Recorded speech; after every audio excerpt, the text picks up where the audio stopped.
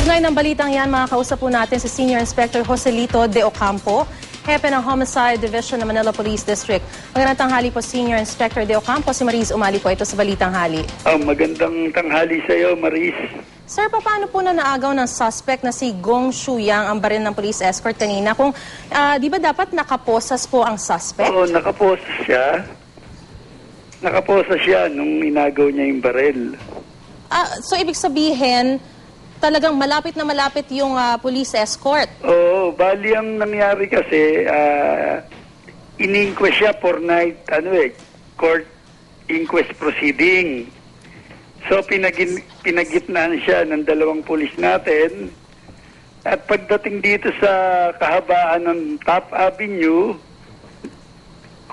near corner Ayala Boulevard, may stoplight doon, nag-stop, nag-red light. So nag-stop yung mobile natin. And ang nangyari, yung mga dokumentong dala ni SPO1 Charles John Duran, nalaglag sa flooring ng mobile.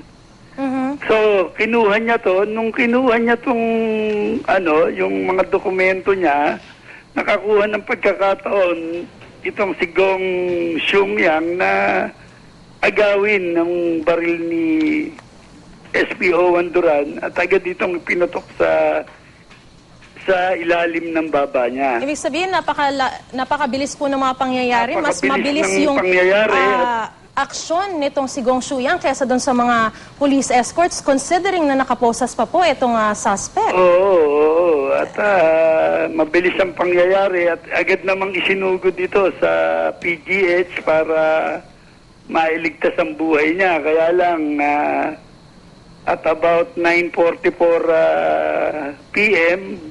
last night, dineclared to as na-expired siya. Senior Inspector, mawalang galang na po dito sa tanong ko, no? Pero kasi, syempre, yung suspect, nakaposas po siya. Yung mga police escorts po natin, syempre, trained din naman po yan. Kahit na halimbawa, mabilisan yung mga pangyayari. Hindi ba nila nagawang parang, kumbaga, parang sagiin o maging mabilis din yung kanilang Mabilis ang pangyayari. Tsaka yung kung titignan mo yung itsura ng suspect, hindi mo siya aakalaing gagawa ng gano'n. Napakaamo ng mukha niya. And yet, ang move niya, very drastic.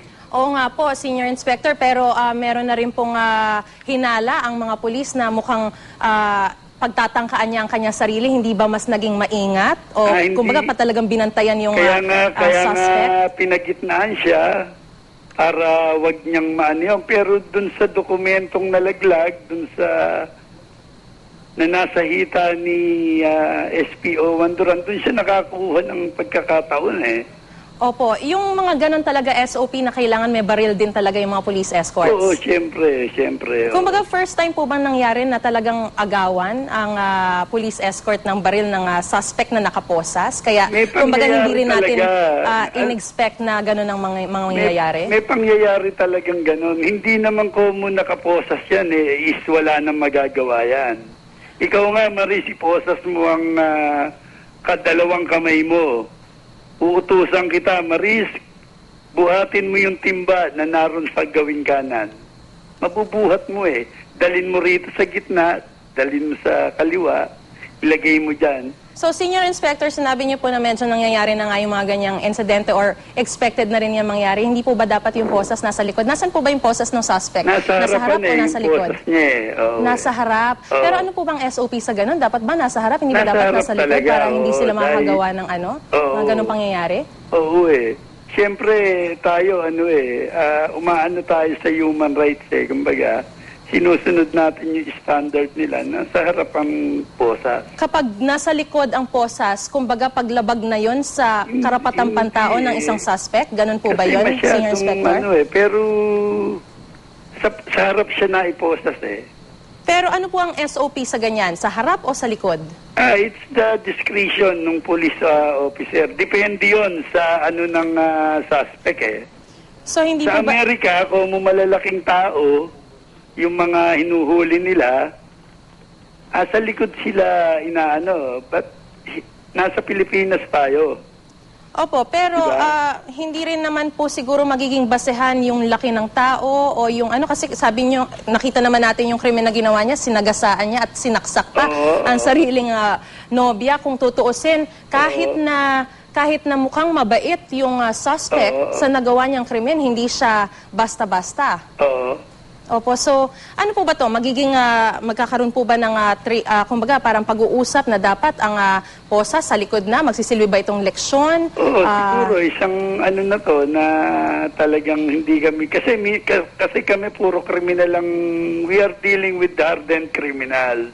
And minsan pagka mga kausap na namin sila, yung yung parang napapalagay na rin ang loob namin nandun sila nakakakuha ng pagkakataon na sinasamantala nila yung tiwala na ibibigay namin sa kanila while during the custodial investigation. Okay, Senior Inspector, nakita lamang po namin kasi sa video, pinapakita yung file video nung siya'y hinuli, nung araw na siya'y nanagasa at nanaksak. At ang posas po ay nasa likod. So ngayon, nilagay na siya sa harap.